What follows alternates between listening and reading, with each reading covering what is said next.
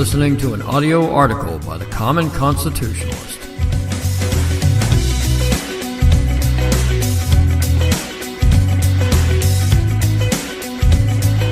Today's article is entitled, Gun Safes and Trigger Locks Defeat the Purpose of Home Defense Weapons.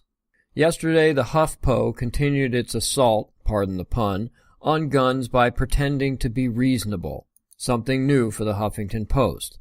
But it wasn't really reasonable. It was just a veiled attempt of the unreasonable to sound reasonable.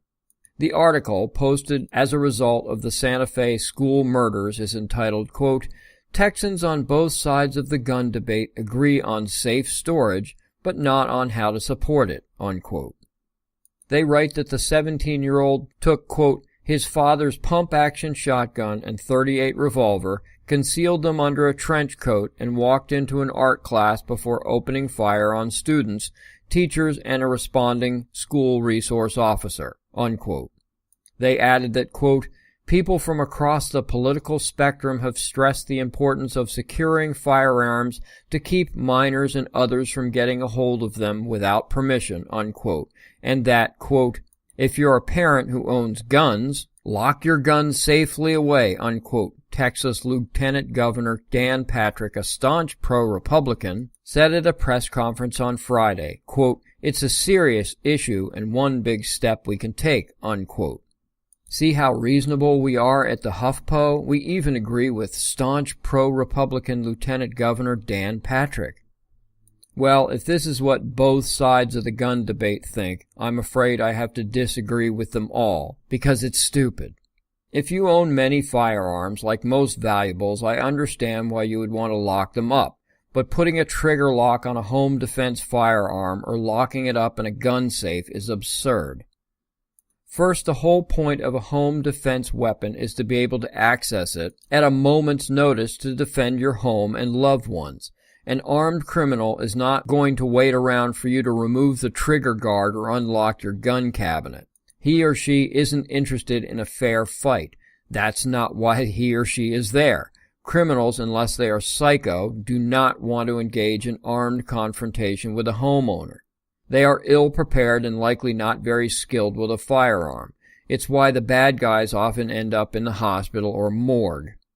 And second, a home invasion is about as high-stress a situation that any civilian will encounter. And most people don't perform as well in these situations.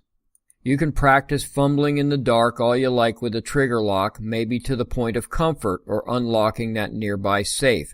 But it's never going to be the same as when you hear someone creeping up the stairs in the middle of the night.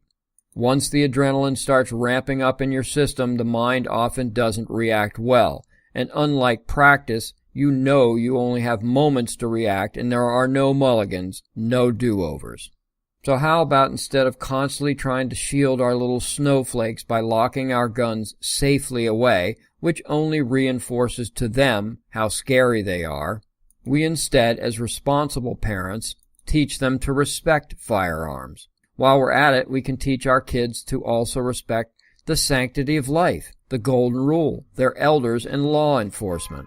This will go a lot further than merely locking away the one thing that may save yours and your loved ones' lives.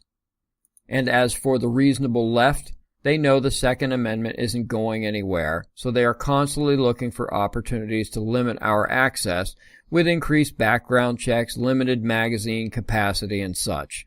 Locking up firearms is just another. Don't be surprised if more state or national legislation is proposed to require all guns be secured in the home. Leftist Massachusetts already has such a requirement. And thank you for listening.